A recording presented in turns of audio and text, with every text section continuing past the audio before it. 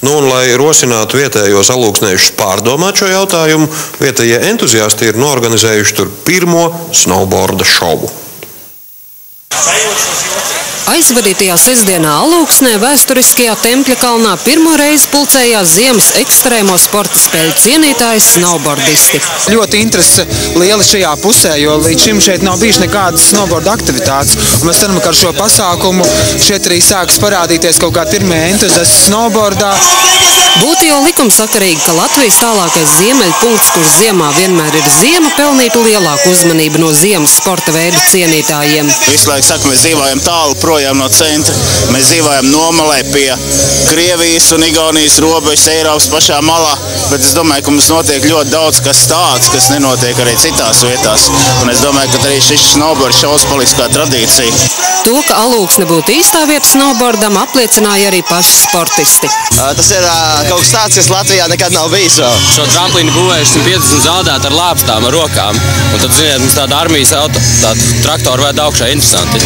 Daudzi no sanākušajiem pirmo reizi dzīvajā redzēja to, ko parasti vērojuši zilajos ekrānos vilnot mīkstos dīvānos. Mēs atbraucam, pārādam cilvēkiem, lai viņi nekad neko tādu nav droši vien redzējuši, vismaz klātienē lielākā daļa. Aptaujāto līdzjutēju pūlī sastapām tikai dažus, kas bija pamēģinājuši vizināties ar snowboarda dēli. Es tik pāris dienas esmu konkrēti.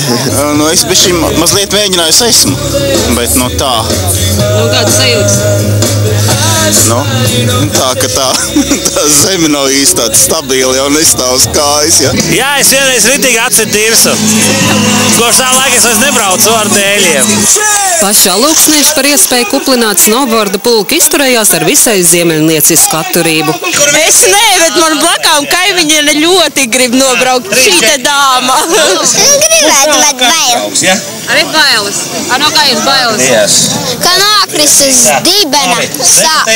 Labprāt, vienkārši man pa liela figūra ir. Bailes, tas kauls neizturēs. Un nav jau nemaz tik vienkārši, to atzina arī paši snowboardisti.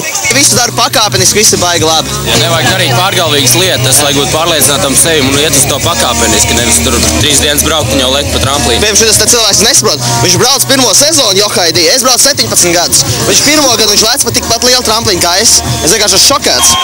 Un, ja ievēro visus drošības pasākumus, tad nemaz tik traki nesot, un ar sniega dēli nav bailes vizināties pat meitenēm. Īstenībā, man liekas, no malas varbūt izskatās trakāk nekā ir īstenībā. Un gal galā snowboards ir ne tikai ekstrēms sporta veids, bet arī labs draugu iegūšanas veids. Viss tas snowboards ir viens. Īstenībā viss snowboards ir viens liels piedzīvojums. Ar draugiem nekad snowboardā nebūs garlaicīgi. Nu ko, rullē tik uz priekšu Latvijas snowboardisti un līdzjutēji. Ruta Madarāja, Ivo Veizes, Bestabū laiks.